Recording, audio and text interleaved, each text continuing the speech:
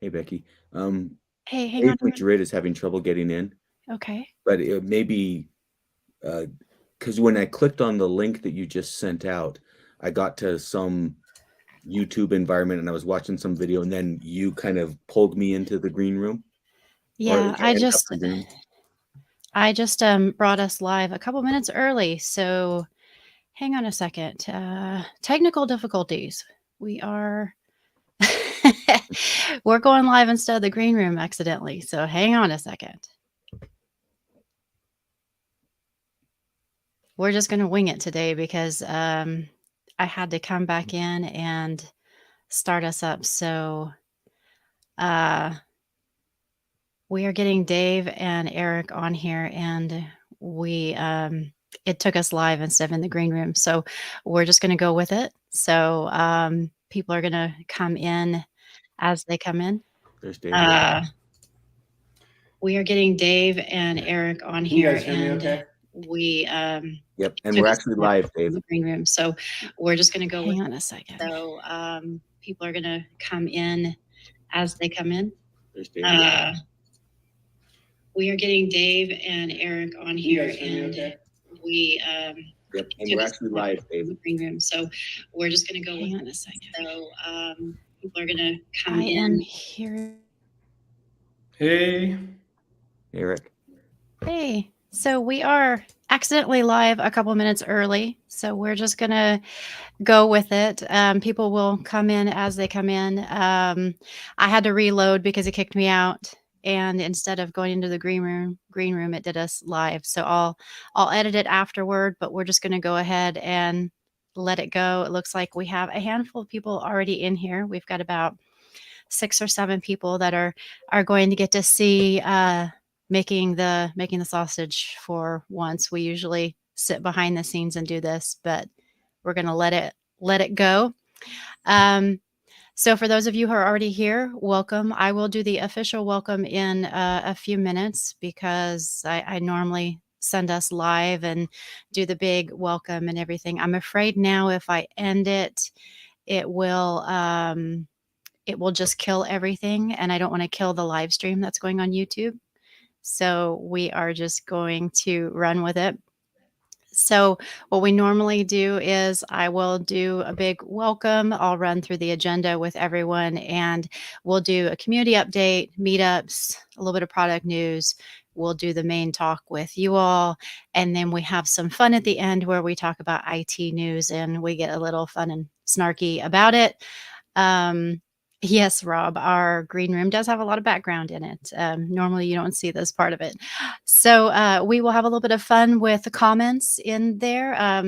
In the chat, we always come through and have fun with everybody in the chat where they will add some fun and snarky comments and have a good time. And especially during the IT news section, that is my favorite part of the show, where we have some fun talking about what's going on in the news and maybe making a little fun of it, maybe. So if you like to be a little snarky and stuff like that, then you will have fun in that section of the show as well.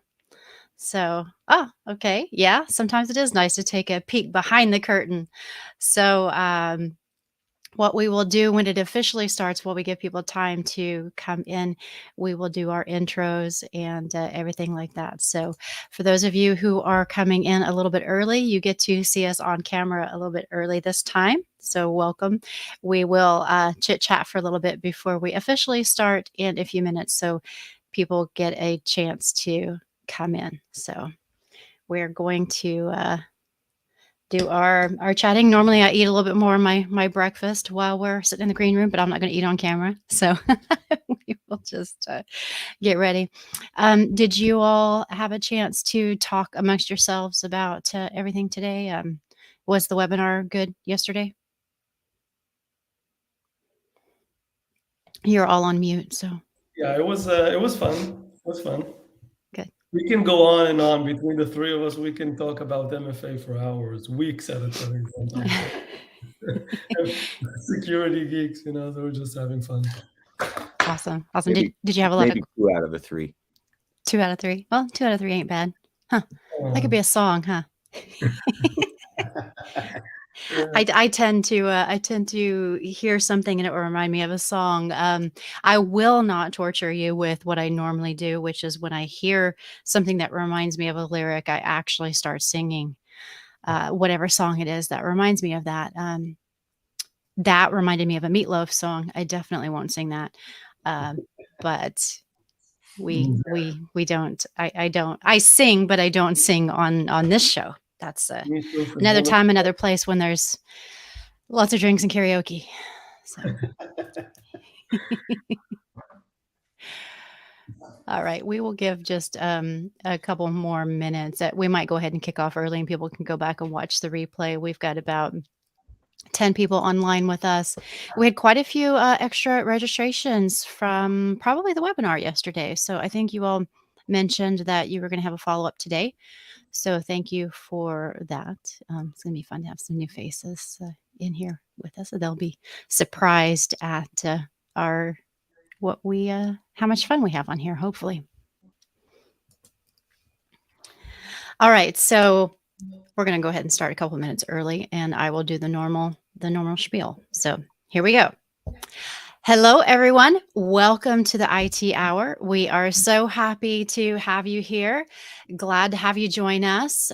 We have some great things for you today. We're going to talk about MFA, and we have 3 of my colleagues here who are going to, they've promised to talk your ear off about MFA. I will maybe hold them to that. We'll have some fun talking about what is going on in the realm of multi-factor authentication here at JumpCloud. But first, we're going to do our normal agenda where we talk about community meetups, product releases, and then we will jump into MFA. And since Tom and Alexa have, as we mentioned before, they abandoned me once again, not that I'm bitter or anything, it's okay. I'll get over it and they'll be back next week. I think maybe Tom's a maybe. So I'm not mad, Tom. It's okay. I still love you. But anyway, we're going to talk about community. So I've got a few great posts that I'm going to talk about. I'm going to drop some links in the chat and let's jump into it. So Roto31 made some updates to their self-service app for JC endpoints on GitHub. We had talked about this before, but they made some really cool updates and even put a video showing how the status update looks. Make sure you check that out. It was really cool. And Jurgen just helped Mertuza solve a problem around binding systems with users in Linux Cloud VM. Also go check that out if you are curious how to do that.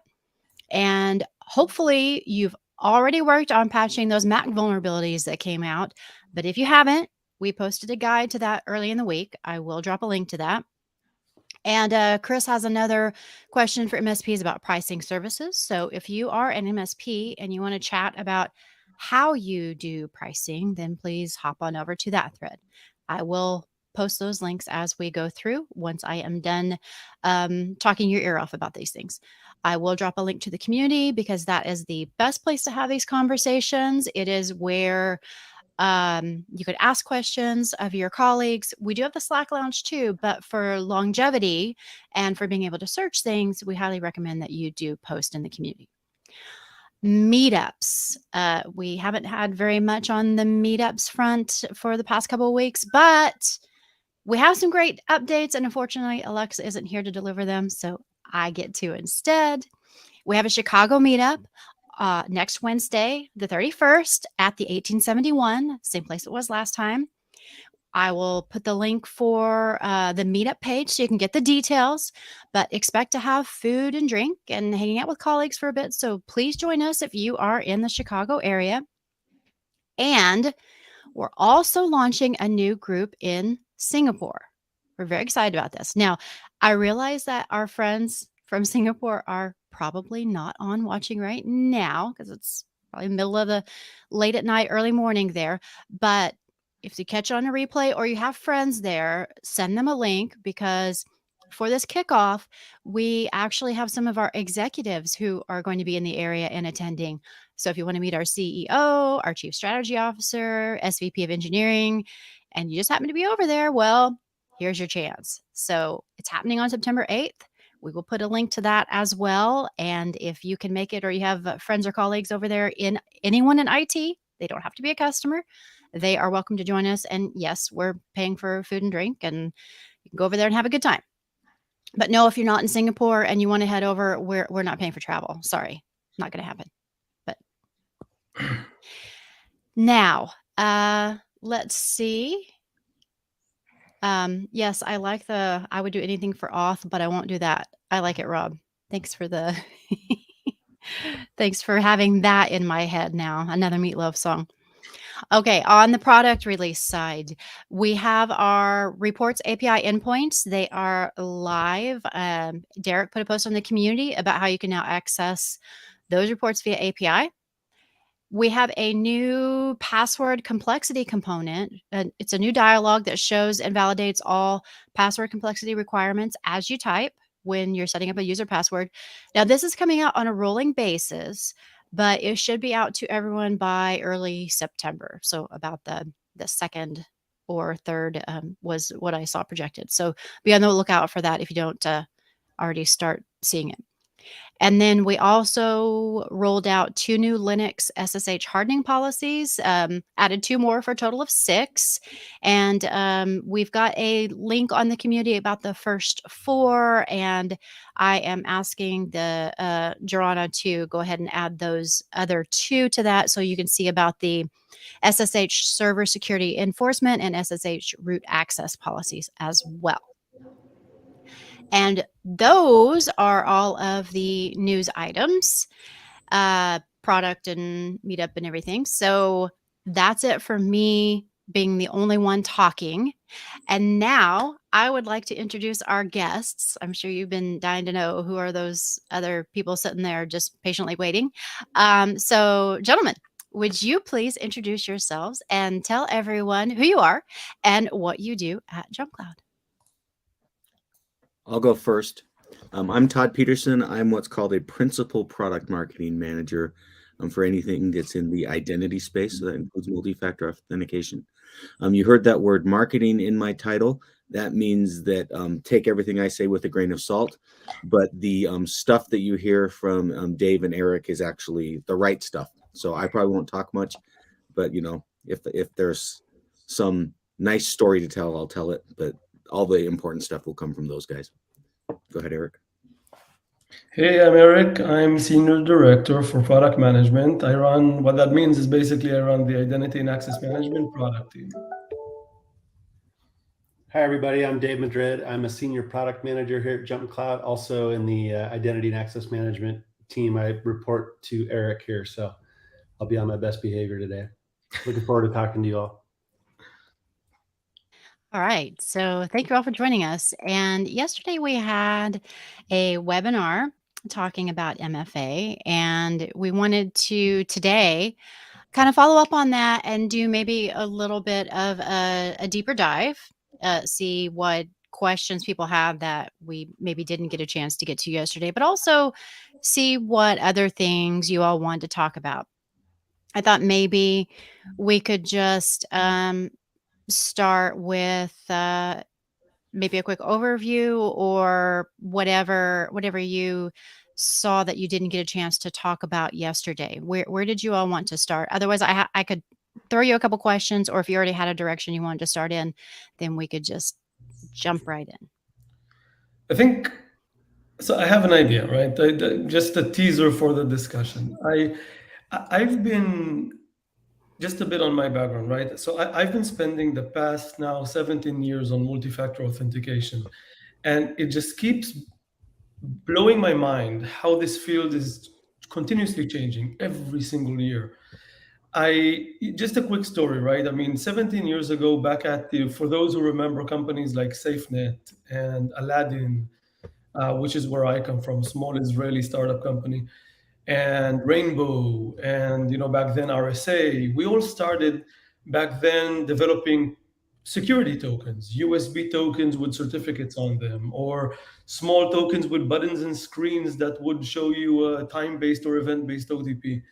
And the challenge back then, I know this sounds crazy today, but the challenge back then was most of the crypto was so heavy that we had to develop those on 16-bit microcontrollers. And one day we came up with an idea of how could we minimize that crypto and bring it into a small 8-bit microcontroller, which would be really power efficient and would, instead of lasting for 2 to 3 years, would actually last longer. And we ended up, I used to manage engineering at the time, and we ended up developing this 8-bit microcontroller that actually had the needed crypto on it and lasted more than 7 years. I actually, up until a year ago, still had the first token that my team developed in my backpack, which was designed 15 years ago, still clicking away and presenting OTPs. And the reason I'm bringing this story is because, to me, looking at how amazing this industry has evolved, from those clunky tokens to mobile applications to virtual and passwordless applications, and nowadays Windows Hello and Touch ID. And what I think this leaves us with, and this is where I'd love to get comments and questions and ideas from everyone, is we're left now with a pretty significant amount of options when we want to choose multi-factor authentication, right? For our company, we can choose smart cards, corporate badges, and one-time password tokens, and mobile applications, and Windows Hello. And it is becoming so confusing to choose the right one. And I'm wondering what's going through minds of folks out there and companies. How do you choose that right authenticator? What do you use to guide you on that?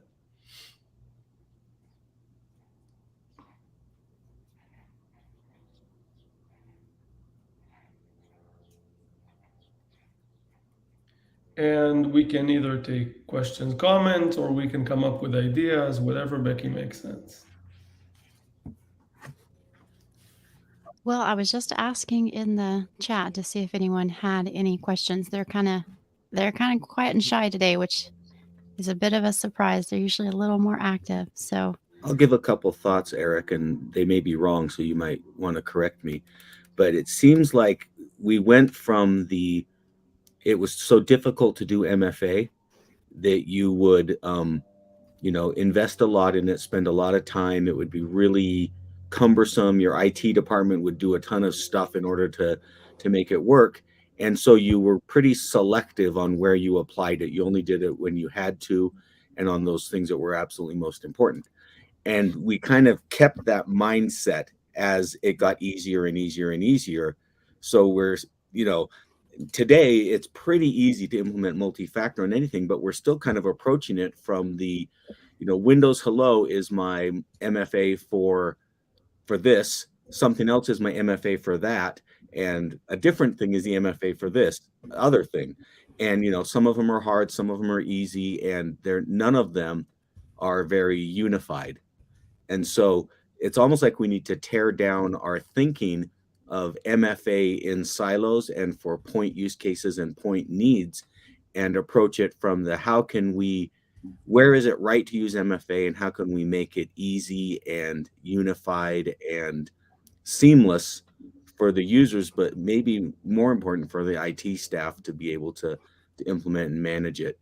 That we're now in a place where we can do it right for today, but I think we're kind of riding the wave of the way that was doing it right 10 years ago. And we're kind of burdened by that mindset. Yeah, I agree. 10 years ago, most companies I worked with used to deploy multi-factor only for VPN, right? It's only remote access. I need to VPN into my network. And it's only for mainly salespeople and product managers that are traveling, right? Or marketing people that are traveling and continuously in events. And I had to log on to my network. If I'm not remote, I'm in the office physically connected to the network. And when we started using applications like Salesforce and others, suddenly it became very relevant to deploy multi-factor for cloud applications. And when that started, suddenly we had a mix of 2 or 3 different authenticators. And suddenly you have regulations that are requiring you to log on to your desktop with multi-factor. And now you have 3 authenticators. Maybe you have a corporate badge and a YubiKey token and an OTP token on your app, right? And it's just a mess. It's a horrible user experience. So to your point, Todd, yeah, I mean, if we can find a way to give a single user experience across all IT resources, that would be nice.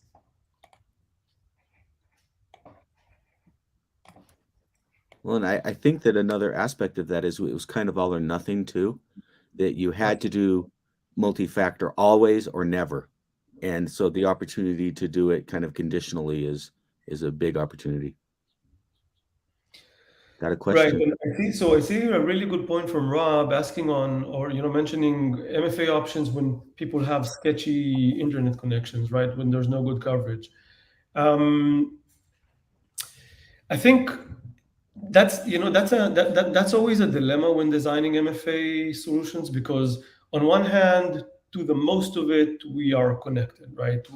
Especially nowadays, where most applications we use are SaaS applications.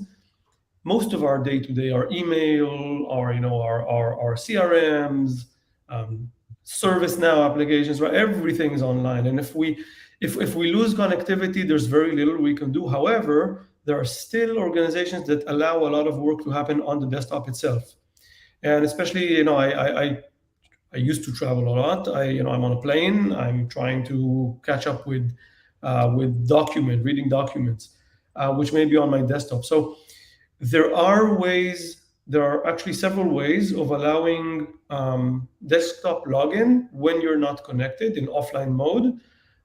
We can talk about that in detail. There are certificate-based authentication options and backup password options for logging on. There are ways to log on with even when you're not connected with biometrics. There are many ways of doing that, even if you don't have that push app available on your phone at that moment in time. So there are ways of doing that. Yeah, but definitely, I mean, internet outages are a massive issue nowadays. I'd be maybe I'm taking a shy risk here, but I'd say that an even bigger problem that many companies I've seen are facing is less that moment in time when you're missing connectivity completely to the entire internet. It's that moment in time where the VPN goes down. So instead of, okay, I'm on a flight for 2 hours or 12 or 16 hours on the way to Singapore, that's tolerable in some cases. If your VPN goes down and you now lose access to everything, that's a problem. And that's why we see more and more companies, and again, this is a side note not really attached to MFA, but we're seeing a lot of companies move away from VPN to a more zero trust approach, allowing access to SaaS and cloud environments without a VPN required in order to be redirected into the cloud. So another kind of single point of failure. I see Luke is asking on onboarding experience. Any plan for texting download enrollment links? That's a really good point. Dave, do you want? We were just discussing this. Yeah, so I just want to make sure this is not an SMS MFA. This is more just like just sending links through text, right? To enroll the user. That's my read, yeah. Okay. Well, I'm not sure if I don't know that we have that on the roadmap at the moment. I mean, Eric, can you think of anything that I don't think we have that on the roadmap at the moment? But yeah, I don't know what to say about it. Let's answer both. So SMS MFA, if that's a question coming later, then the answer is I think no. I mean, as a security company, it's a bad idea. Yes. It's just SMS, OTP over SMS is okay for consumer applications, really not okay for enterprise or even small business applications. It is easily hackable. Isn't that what we've seen recently in even like several businesses recently have been compromised that way because of texting, authorization codes and things like that? Yeah, so there are many attacks, many hacks that we've seen happen. Even, smishing is becoming a problem as part of SMS attacks.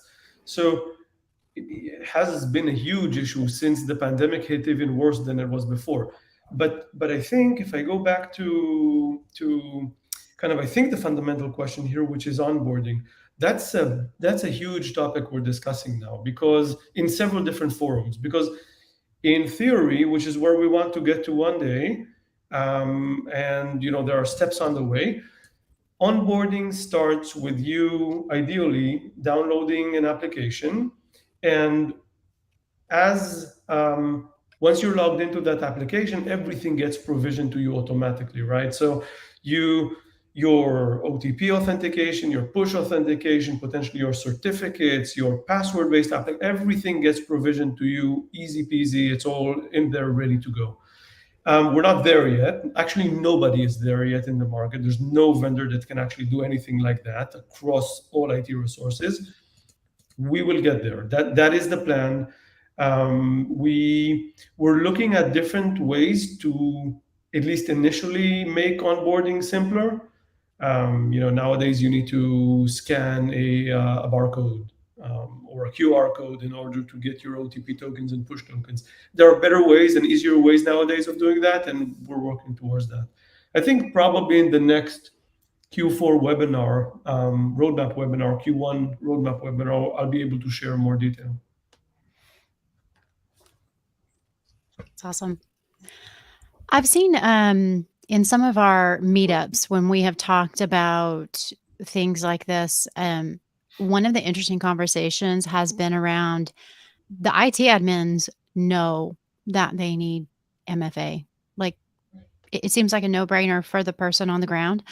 Where they run into problems is leadership, convincing them that the effort to go through and implementing MFA is worth it. Like there's this mindset that it's difficult, it's too hard, and we've got to make all these changes to make it happen. So what have you seen that helps IT admins overcome those barriers to getting it done? Like getting leadership to understand why this is important and how it does more harm than good to not have MFA as part of your suite. I have a thought there. I think that it's too difficult and too expensive until it's not. Until you have to do it, until you're forced by regulation, or you've had an incident, or you just narrowly avoided an incident that MFA could have helped with.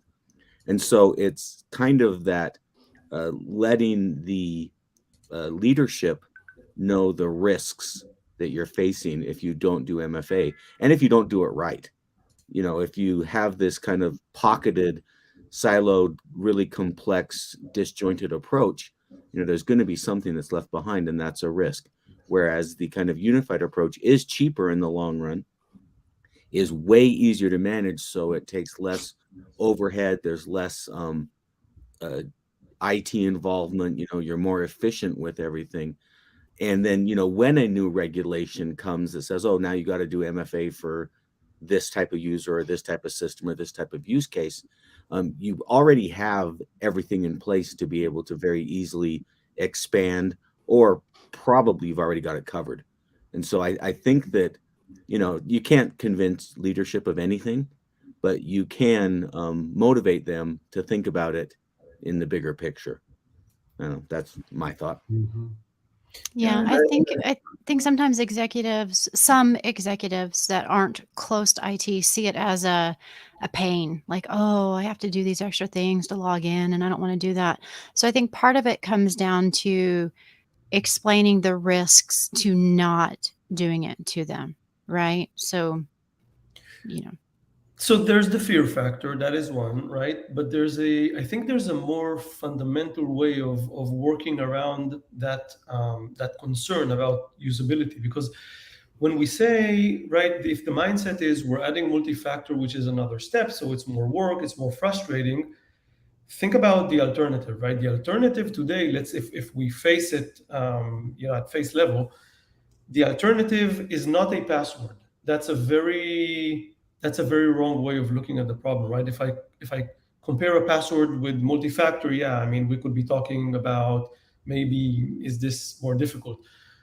it's MFA versus 20 passwords. That's the dilemma, right? Because me as a user, if I need to remember 20 passwords, beyond the security risk, which once again goes back to the fear factor, I'm okay. So I have 20 passwords. I need to write them down on a spreadsheet or on a sticky note, and we know where that goes. But the alternative is that now I need to remember difficult passwords, right? So no, that's way more difficult. And let's talk about cost. How much is that costing? Let's check out. How much is that costing your IT team? Your right help desk team. How many password resets every day? I've heard so many companies share with me incredible numbers on the amount of dollars spent just on password resets. It is such a pain. Instead of having your IT team focus on strategic initiatives that would help the business grow, like cloud migration and many others, right? So the pain is way bigger on passwords, and the time spent on password resets is so painful. So that's one. But Becky, if I want to go back to the first point you made, I think we need to realize that when deploying multi-factor, we need to do it the right way. It's not about deploying multi-factor for 15 applications and 10 different ways of authenticating a user, right? The right way to do it is having a single authenticator which fits each user, which is adequate for each user, and is deployed with single sign-on across everything. Then you get a great user experience because you know how to log in. Every time I need to log in, once in every session, maybe once a day or once a week, I hit approve on my phone and I'm done. I am done. Now, if I'm in an environment that doesn't allow me to use a phone, no problem. I could potentially be using a different type of authenticator, a USB FIDO token, right? Or an app generating an OTP or a token generating a key, or a Touch ID or Face ID authentication, right? So I have many different ways of doing that. Yeah, absolutely. So we've got several questions coming up here. First one from Luke, side question related to MFA. Are there any plans for utilizing push MFA for confirming user identities? I don't know.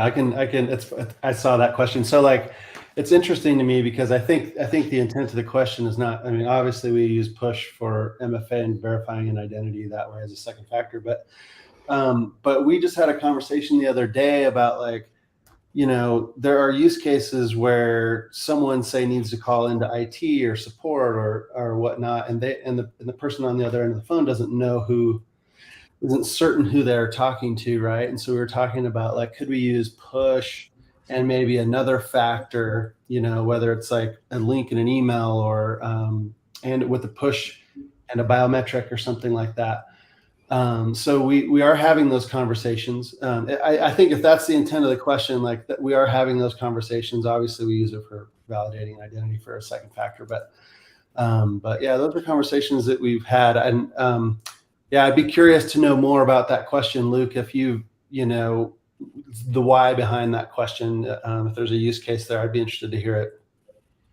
When I was reading Luke's point, what kind of came to me was more around identity verification. I'm not sure if that's the intent, but how, if now in the remote first world, I'm a new employee to JumpCloud, right? I'm logging on from my home in Austin. I'm not in the office. The IT admin doesn't know me, hasn't seen me in person.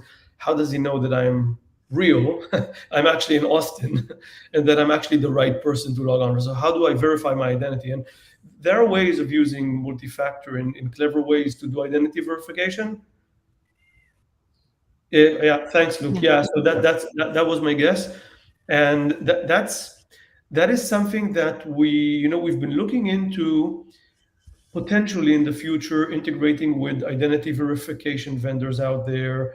We can do that to some extent, but that requires some either integrations or additional capabilities for verification. You can use either a social ID, which is something we're looking into. You could use a driver's license.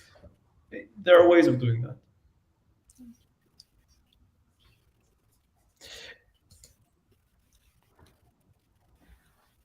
And yeah, and I think there was a question about how how to sell orgs on MFA. So I think we talked through a few, right?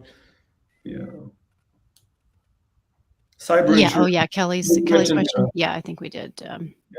And Luke mentioned cyber insurance, which is huge nowadays. I mean, it's just, there's no question. If you want to lower premiums, you need multi-factor. Yeah, I've been hearing that more recently, how that is rapidly becoming a requirement if you want insurance. You have to have that implemented. Right.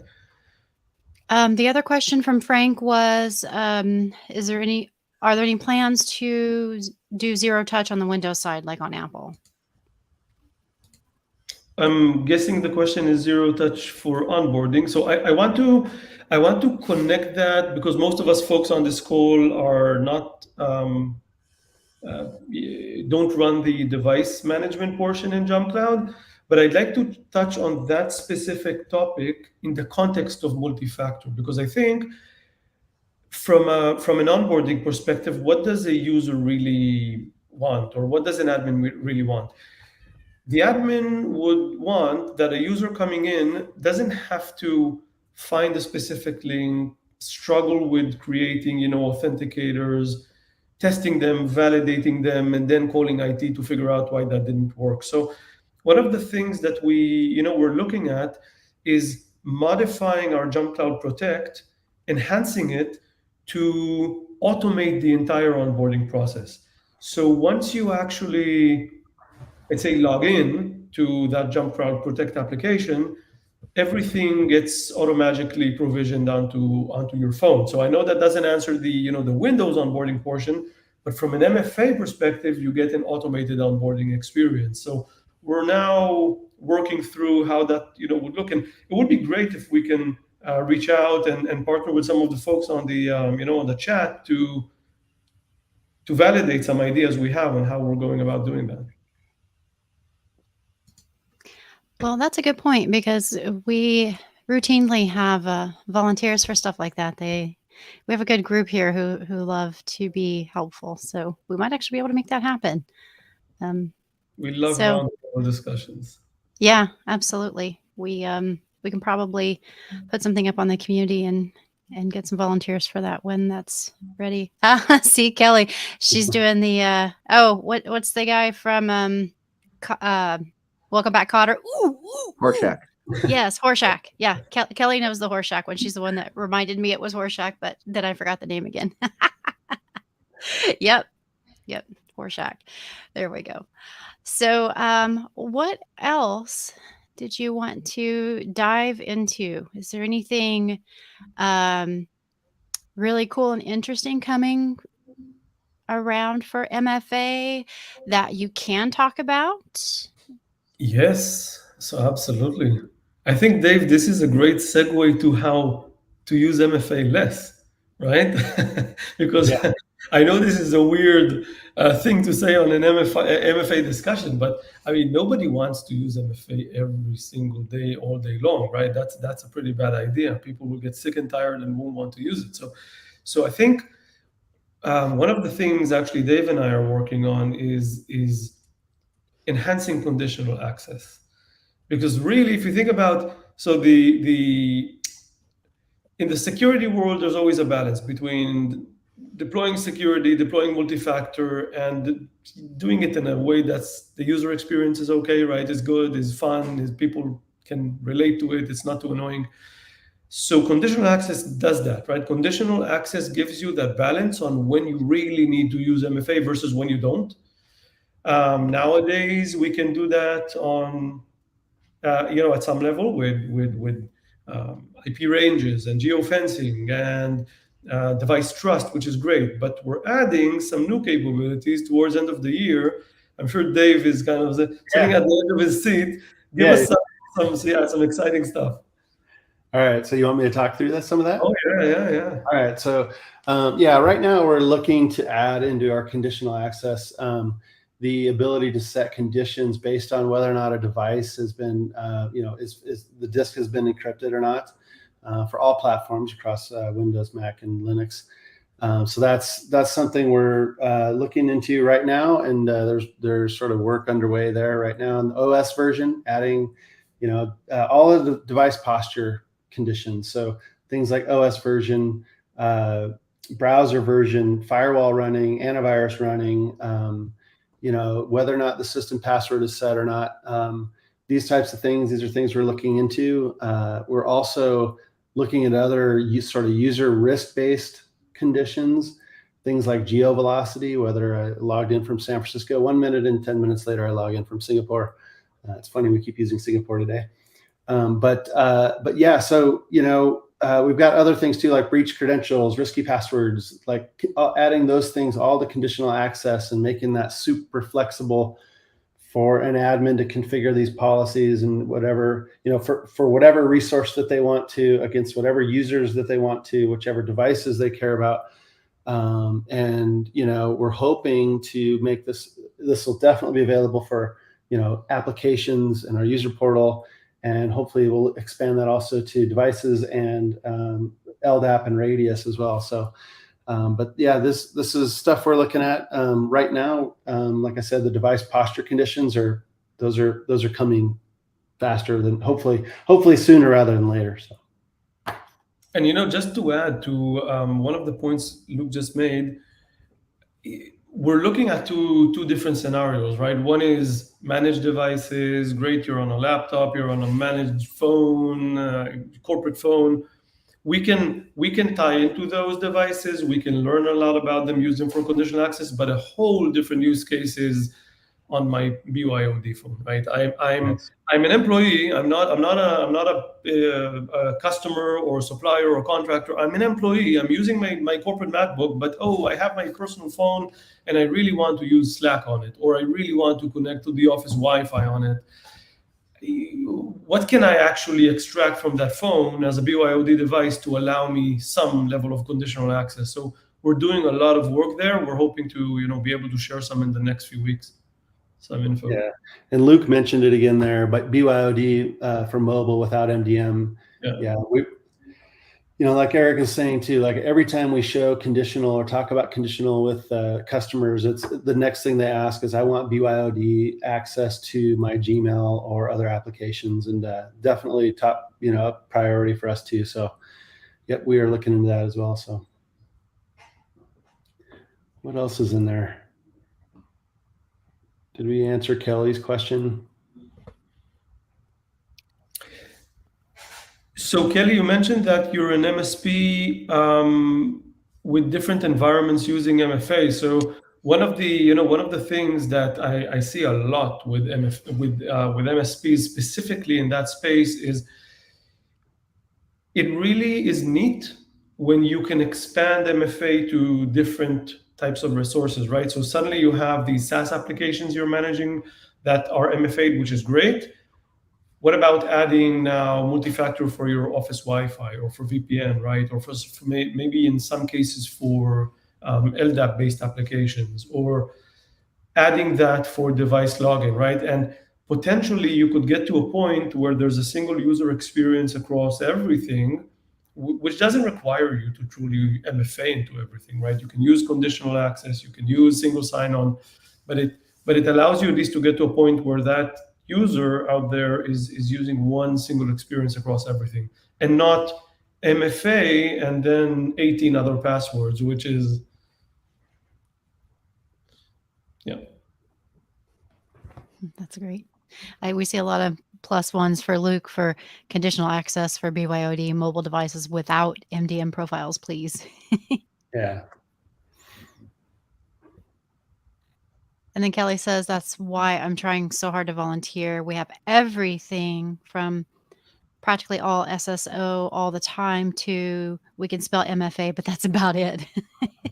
Yeah. You know what? It raises a really good dilemma, and we talked about this yesterday in the webinar, right? There's some confusion out there about the difference between MFA and SSO. To some extent, that some folks even are debating between should we deploy SSO or should we deploy MFA, and I think for MSPs, the way to educate your customers and in general, I mean, the way that we should be talking to the market is those are not two competing technologies. It's not either or. It's actually the other way around. If you want to deploy multi-factor the right way, you need to deploy it with single sign-on, right? You really don't want to multi-factor into every single application separately. That's annoying, that's a pain. What will end up happening is that users will find a way around, or it will become so annoying that nobody will just want to use it and will complain to IT. Multi-factor makes sense as long as you can carry single sign-on after that onto other IT resources. Exactly, shadow IT, absolutely. That is what happens. So suddenly you see shadow IT growing within companies, which is not brought to corporate IT because God forbid, oh my God, if we bring that to corporate IT, they will MFA it and we'll go, oh, yet another authentication, right? So yeah, so the moment I've seen this in my previous company, the moment SSO becomes great, that's the moment where shadow IT doesn't need to exist anymore. That's the moment where engineering teams and and HR teams suddenly bring and other teams that are using applications not governed by central IT want to bring them into fun SSO experience. Yeah, when it takes the extra work off of them, right? When they realize the benefits of it, it is when you finally won them over. Yeah.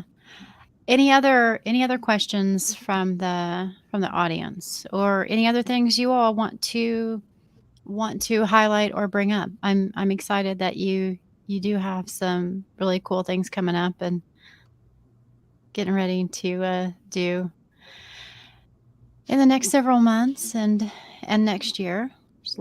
There's lots going on, and in fact, there's so much more going on that we can't even tell you yet, y'all. That we're looking forward to it, but you've got to hold off just a little bit longer. So,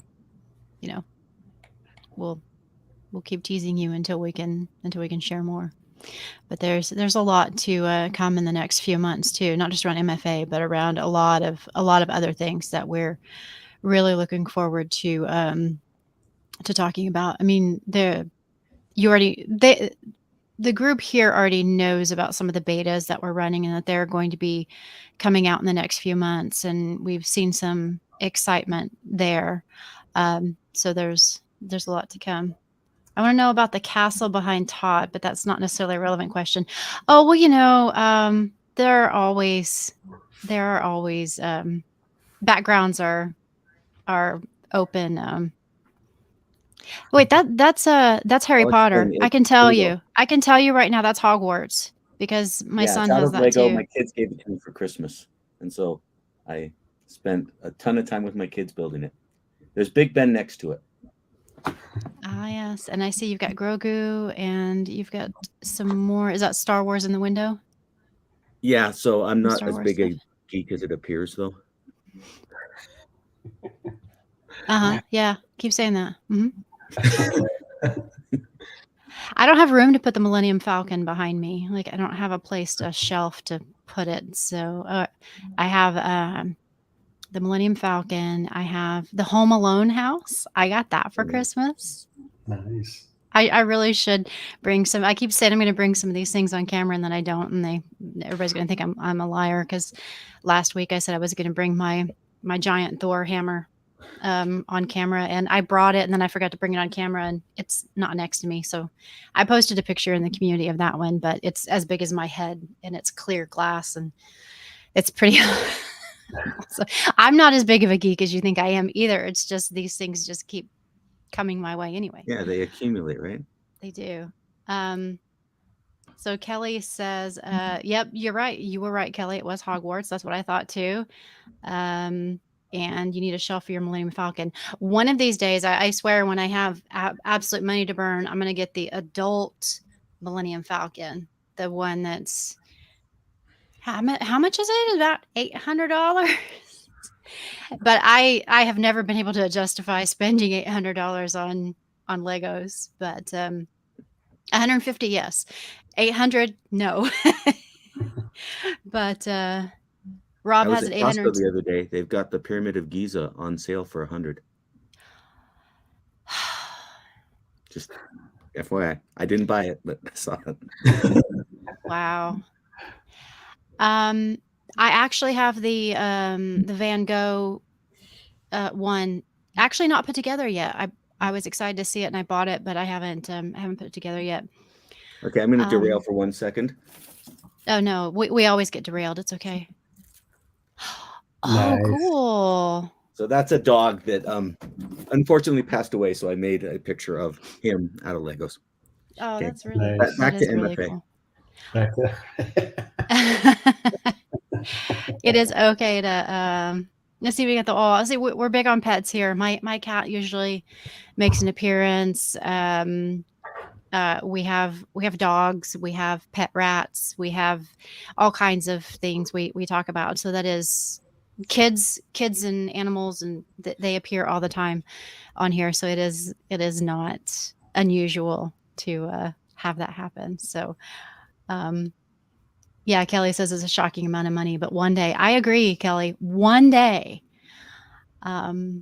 if you have to say I'm not as big as a geek as you think I am, if you think I am because I can't afford it, fix that for you. Thanks, Rob. I know. See, I feel like I so fit into all the IT folks because being a geek is not weird. It's just, it is what it is. It's just normal to talk about this stuff. It's abnormal if you don't talk about it or have some sort of hobby that, you know. Should bring Cena the Raid Destroyer to the Chicago meetup. Yes, you should. Rob, you really need to show up to the Chicago meetup. That's coming up next week, so make sure you register for it. Yes, Kelly. We need to live stream when we finally get those, and then spend however many hours on Twitch building it, right? A marathon.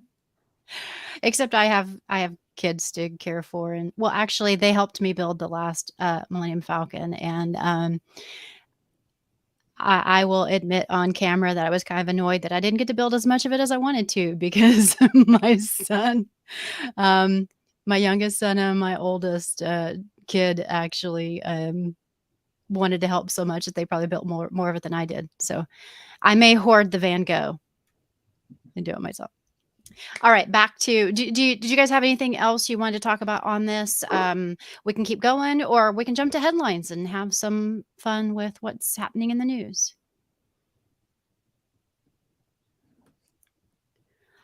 Let's see here in the odds of a Portland meetup. Well, Kelly, if you have some friends in IT that you want to gather together in Portland, we will help make that happen. Just saying. If you can get 3 or 4 people together, we will work it out. Just, message me on Slack and we can make that happen. And then Toronto, Frank, same for Toronto. If you have enough people to gather together to make one happen, we will get one started. The only requirement is that, we just need 3 or 4 people to get something started, and we will help you do that. They don't have to be JumpCloud customers. We just want to get IT admins together. That's all it requires. They may not want you to bring I don't know, Rob. I mean, we've heard about your pet rat. As long as you can keep them, sequestered. And we are going to have food. So you'd have to talk to Steve and Pam about whether or not that's okay. And Kelly says, remember, I brought this on myself. Hey, I'm going to push that off to Alexa anyway, so I'm not bringing anything in on myself. I'm going to push it to Alexa. She's the meetup person. All right, on to headlines. All right, readjust your caps for your snark. So we already know about the vulnerabilities for Apple. I don't think we need to beat that horse to death, but if you haven't already done those, please make sure you do. That's really all I have to say about that one. Go patch, go patch, go patch. Next, Google was fined 60 million Australian in penalties for misleading users on location data. Alphabet Inc.'s Google unit was ordered by Australia's federal court to pay $60 million Australian in penalties for misleading users on collection of their personal location data. According to one of Australia's watchdogs, they found that Google misled customers about their location data that was being collected through their Android mobile devices in 2017 and 2018. They let them believe that their location history setting on their Android phone was the only way location data could be collected. However, the Australian Competition and Consumer Commission, ACCC, found that a feature to monitor web and other application activity also allowed data collection and storage. Womp, womp, womp.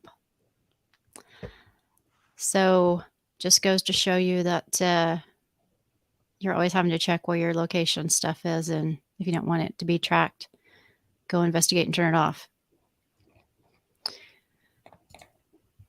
Next, let's see here. Oh, Apple Business Essentials now supports non-App Store installs on Macs. I did not catch this before.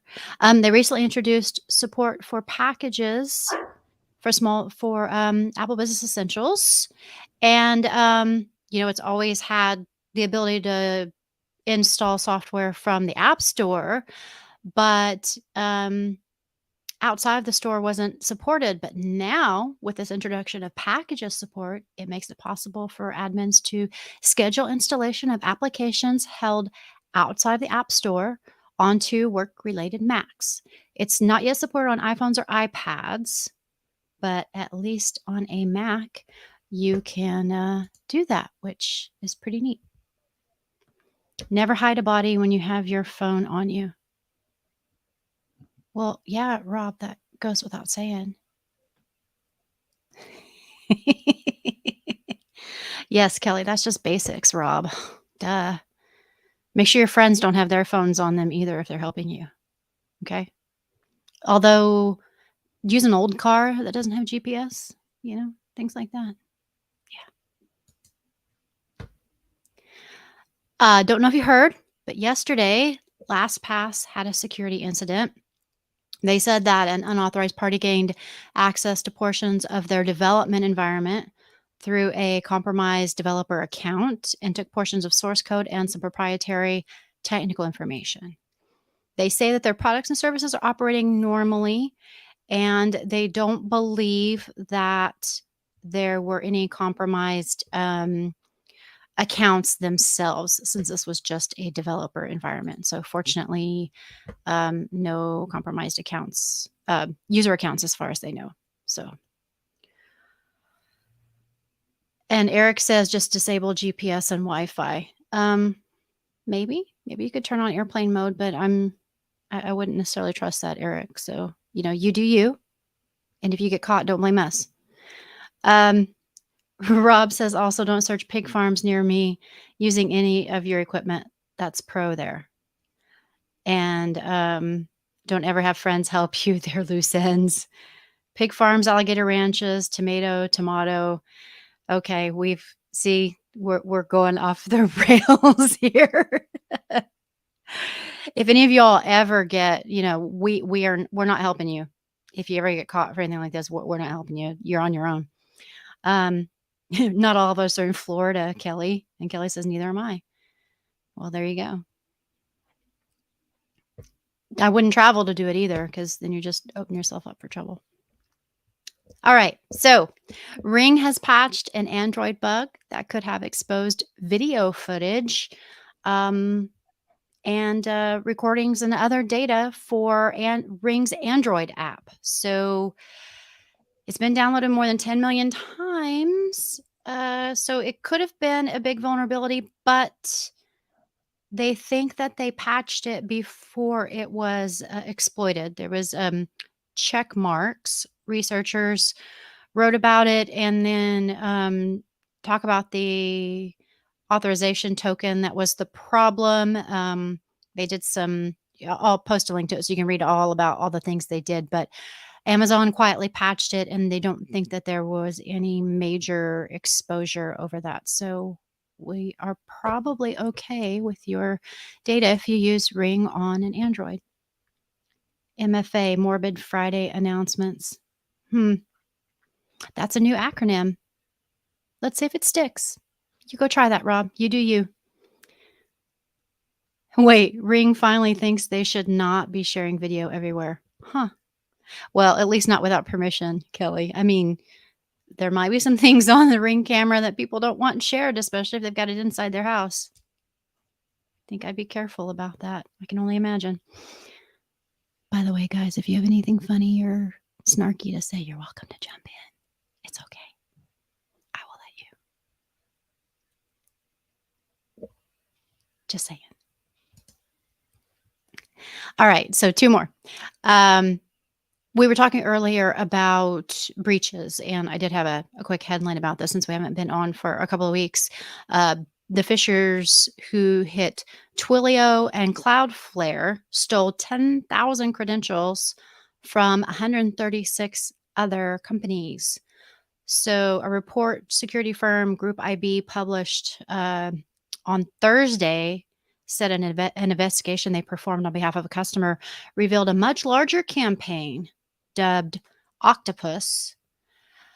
They have used the same techniques over the past 6 months to target 130 organizations and successfully phished 9,931 credentials.